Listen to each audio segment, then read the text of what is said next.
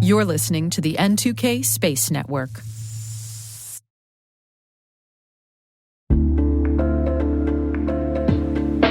Hey everybody, Dave here. Have you ever wondered where your personal information is lurking online? Like many of you, I was concerned about my data being sold by data brokers. So I decided to try Delete Me. I have to say, Delete Me is a game changer. Within days of signing up, they started removing my personal information from hundreds of data brokers. I finally have peace of mind knowing my data privacy is protected. Delete Me's team does all the work for you with detailed reports, so you know exactly what's been done. Take control of your data and keep your private life private by signing up for Delete Me. Now at a special discount for our listeners. Today, get 20% off your Delete Me plan when you go to joindeleteme.com/N2K and use promo code N2K at checkout. The only way to get 20% off is to go to joindeleteme.com/N2K and enter code N2K at checkout. That's joindeleteme.com/N2K, code N2K.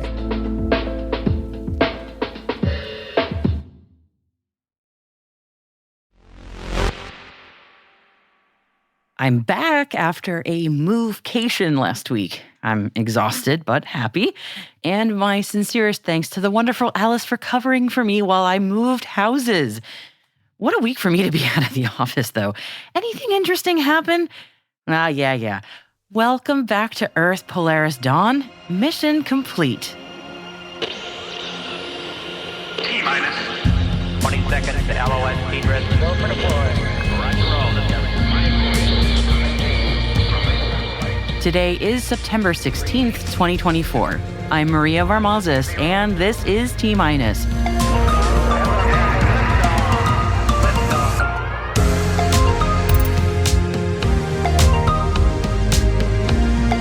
Polaris Dawn's crew complete their mission. Telesat finalizes $2.54 billion in funding agreements. MDA starts the expansion of its production facility. And our guest today is Benediktas Gylys, founder of Portals. And he'll be chatting to show producer Alice Carruth about his new collaboration with SEN to bring space to portal installations around the world. So stick around for that chat.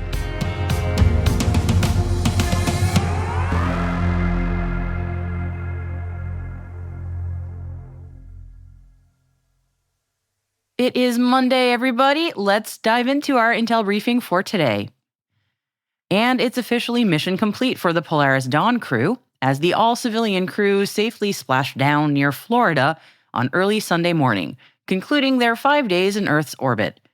"We are mission complete," said Mission Commander Jared Isaacman, as the crew capsule awaited retrieval from the recovery team. Isaacman, along with crew Sarah Gillis, Scott Poteet, and Anna Menon, have all made history as the first all-commercial crew to perform a spacewalk.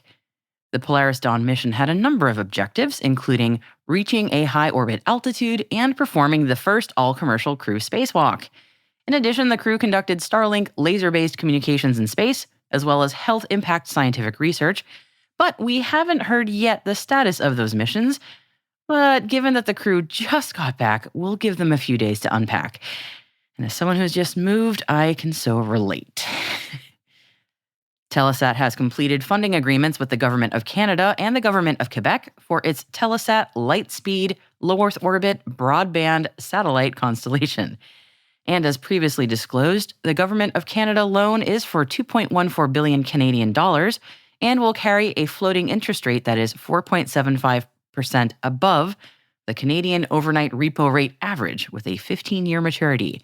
And furthermore, the Government of Canada is receiving warrants for 10% of the common shares of Telesat LEO based upon an equity valuation for Telesat LEO of $3 billion. The Government of Quebec loan is for $400 million and has terms that largely mirror the Government of Canada loan, but with warrants for 1.87% in proportion to the smaller loan amount.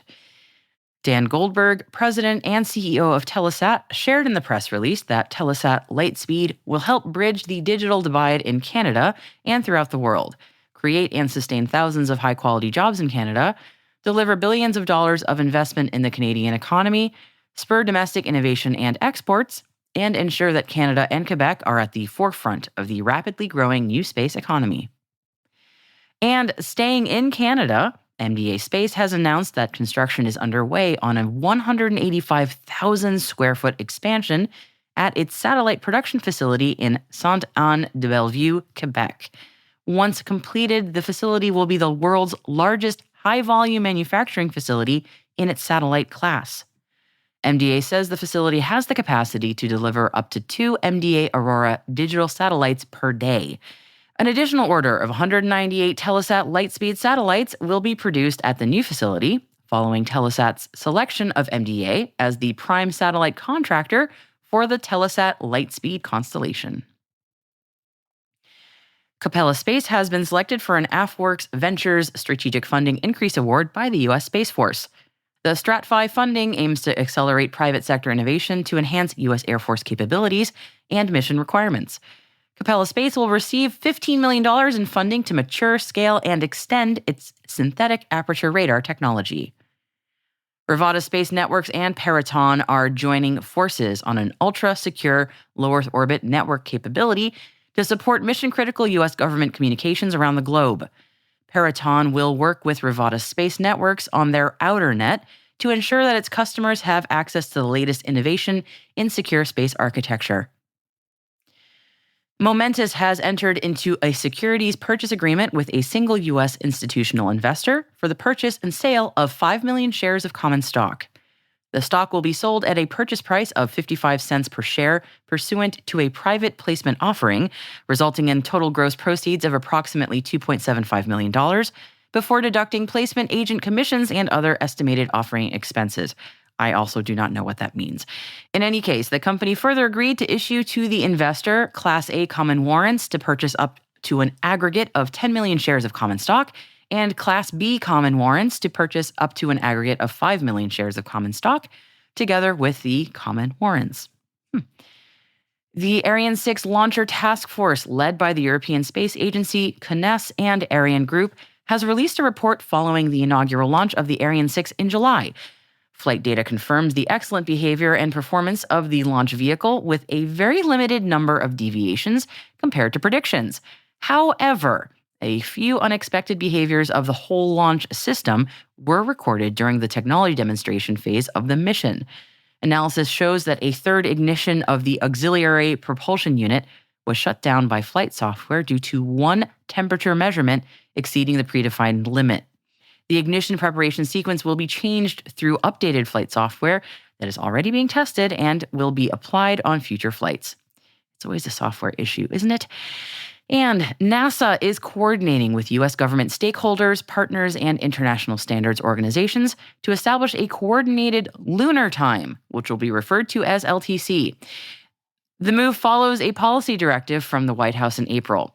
The agency's Space Communication and Navigation Program, known as SCAN, is leading efforts on creating a coordinated time, which will enable a future lunar ecosystem that could be scalable to other locations in our solar system. Lunar time will be determined by a weighted average of atomic clocks on the moon, similar to how scientists calculate Earth's globally recognized coordinated universal time.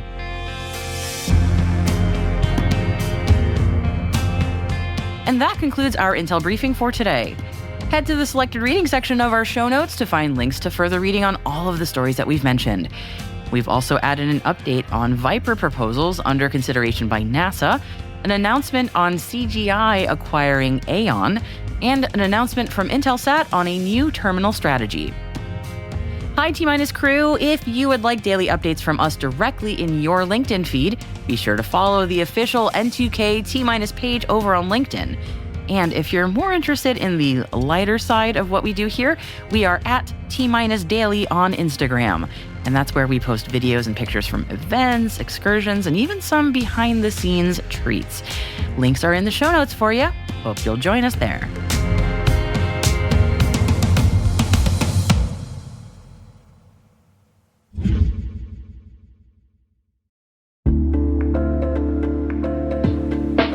Imagine this. Your primary identity provider goes down, whether it's a cloud outage, network issue, or even a cyber attack. Suddenly, your business grinds to a halt. But what if it didn't have to? Meet Identity Continuity from Strata, the game-changing solution that keeps your business running smoothly no matter what. Whether your cloud IDP crashes or your on-prem system faces a hiccup, Identity Continuity seamlessly shifts authentication to a secondary or even tertiary IDP, automatically and without disruption. Powered by the Mavericks Identity Orchestration Platform, Identity Continuity uses smart health checks to monitor your IDP's availability and instantly activates failover strategies tailored to your needs. When the coast is clear, it's a seamless switch back. No more downtime, no lost revenue, no frustrated customers. Just continuous, secure access to your critical applications every single time. Protect your business from the high costs of IDP outages. With Identity Continuity from Strata, downtime is a thing of the past. Learn more at strata.io. Keep your business moving even when the unexpected happens. That's strata.io.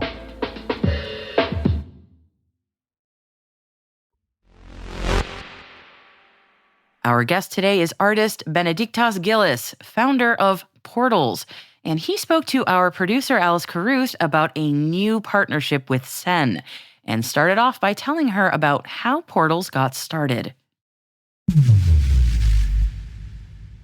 I started my career as an entrepreneur in 2008, and I was constantly looking for revealing my true purpose in this life. I was constantly feeling empty during my career, and somehow I felt that there must be some greater cause that I should dedicate my life to.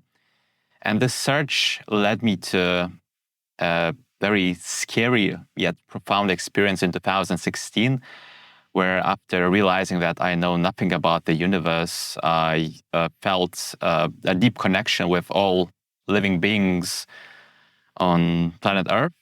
It was life-changing, and after it became very difficult for me to live in our world and to see the constant separation, the hatred, I felt a deep need to create something as an opposition to that force. And I wanted to do it not in a rational way that would speak to the human mind, but I wanted to create something that would speak to the human heart. And this is how slowly I came up with the concept of portals, which are technology art sculptures. They are all identical, built in different countries around the world, and they provide video live stream as a pure window between cultures and invite us, humans of planet Earth, to meet face to face, heart to heart, above all borders, all prejudices, all descriptions, and to just realize our interconnectedness and to realize that we are all sharing this tiny spaceship called Earth, and the only way to continue this journey is together. I love that. It kind of builds on to the whole idea of the overview effect, but in a very different way, in a very grounding way of us being able to connect. And I'm sure a lot of people have seen the portal that's in New York, and they've been able to connect with Dublin. It's been in the news a few times. What has been the kind of reaction to people when they've gone to the portals? What is it that they're coming away from the experience and saying, this is what I found from it?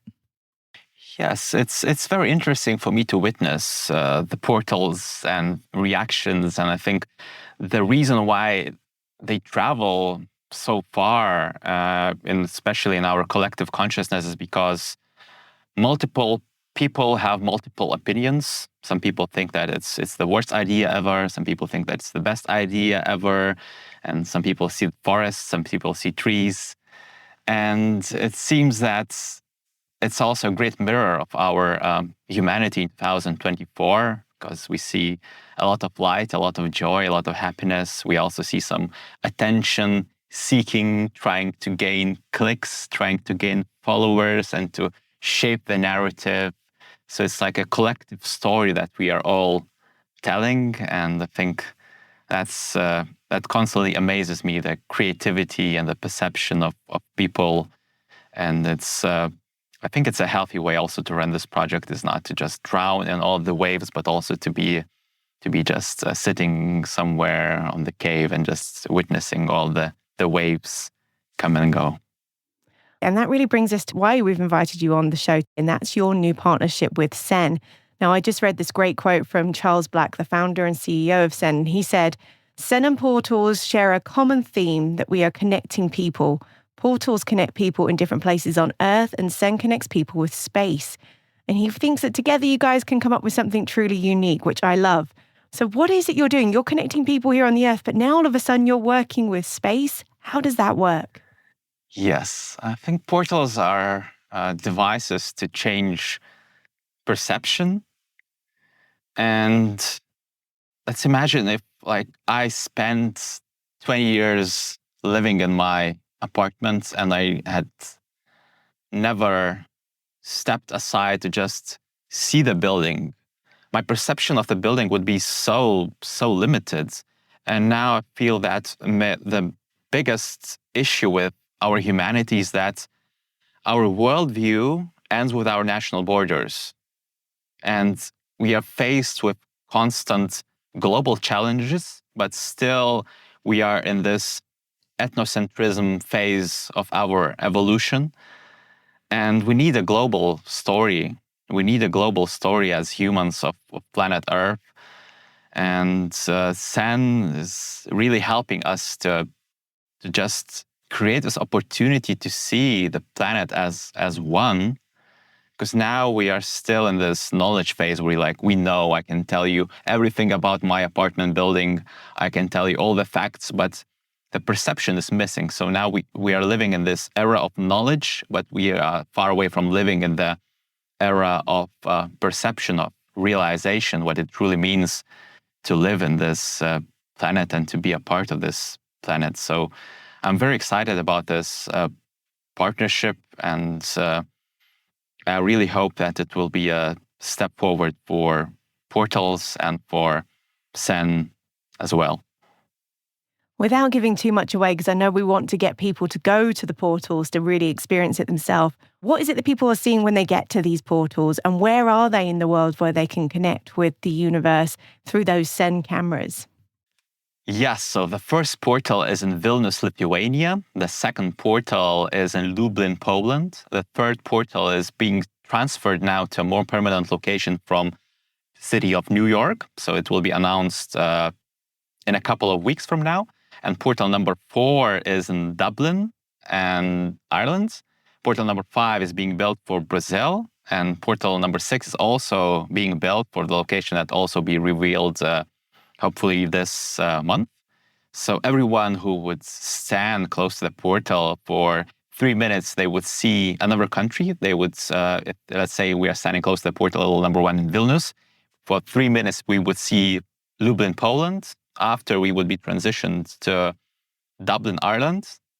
And after, we would see the CERN footage, the CERN live stream for 3 minutes. And the trip around the world would continue in that fashion. That's amazing, because obviously the camera that the CERN has is attached to the International Space Station. So it's actually looking down on the Earth from space, which is quite amazing. So you must see a completely different perspective every time that comes around. You see these images of the universe, but really we rarely look down on the Earth. And I know that that's what a lot of the astronauts come away from the ISS, coming back with that real connection to the planet. So is that what you're hoping to do with these portals? Yes, we hope to bring the overview facts back home, from space to home. And we hope to make this experience available for all humans who are dreaming of going to space, or all the humans that are asking questions, that want to have a different experience of our home. And that is what we are hoping to experience with portals. So what's the long-term plan? Now you've got these incredible pieces, and you've now got 6 of them around the world. Is the idea to have as many as possible? Are they going to be more limited to larger cities? What is it you're hoping to do with portals in the future? Portals are built for all the citizens of planet Earth, and so we do not see cities being more important. Of course, we like portals to exist in locations that would be accessible to people. And so far we have large cities, but also we are working with tiny cities. And in the future, we will have hundreds of portals. But the ultimate experience of portals is, of course, standing close to one of them. But mostly 99% of people see them online. They see them as this interesting sculpture. And somehow we managed to reach more than 1 billion people already. And portals represent a message, they represent a question of what does it really mean? And they plant seeds that might change our thinking, that might change our perception. And writing that story, having this collective story is our goal. And building portals is a tool to achieve this goal by having this adventure of building portals, which is a very difficult endeavor, multiple steps forward and sometimes even more steps back. So that's the goal, is to write a story together with our community of building this first of its kind network of sculptures, also known as Bridge to a United Planet, together. I love that. What a great idea of connecting people. So as we are connecting people, and you're obviously using the cameras that are looking back down to Earth, is there any idea of how you would try and perhaps connect people to those that are off the Earth? Because we constantly have people on the International Space Station. It'd be kind of wonderful to see what's going on in there and have that insight through something like the portals. Yeah, that's a great question. And that's like a very popular topic among our team members. And I think that it would be important for people to fully feel connected to Earth, that they would also see people who are there at the moment and to just wave and connect. So I think it's a development for the future years, but I'm sure that it will happen. The question is when.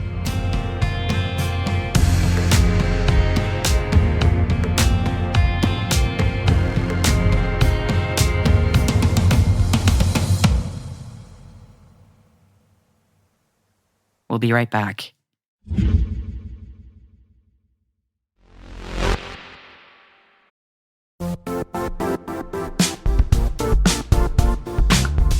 And now, a word from our sponsor, Cortex. Security teams face a barrage of more security tools create more complexity, more devices need protection, more specialized focus areas create more silos. The security landscape is changing fast. How can security operations transform to meet current threats?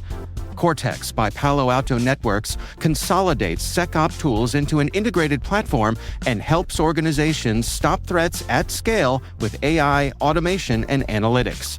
Learn more at paloaltonetworks.com/Cortex.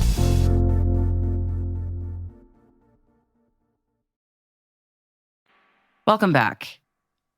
Here's a question for you. Why should Earth settle for just one moon when so many of our solar system siblings have several, if not dozens more? I mean, Mars is right next door and has 2 moons, so why not us? What, you're trying to tell me Earth isn't good enough for 2 moons? If you're feeling indignant on our home planet's behalf, don't fret, because Earth is, in fact, getting a second moon. But if you're wondering why you're just hearing about this for the first time right here on T-, well, it's because that new moon is diminutive. A mini moon, if you will. Just 33 feet or 10 meters wide. So mini. That small asteroid named 2024 PT5 will be joining us, ensnared by our planet's gravity.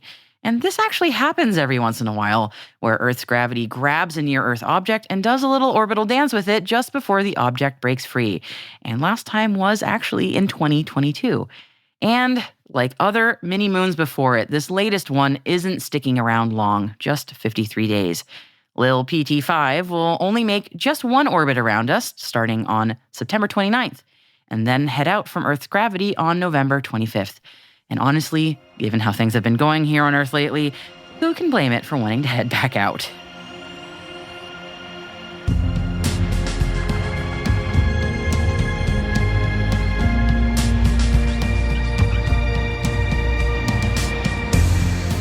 And that's it for T-Minus for September 16th, 2024, brought to you by N2K Cyberwire. For additional resources from today's report, check out our show notes at space.n2k.com. We'd love to know what you think of this podcast. Your feedback ensures we deliver the insights that keep you a step ahead in the rapidly changing space industry.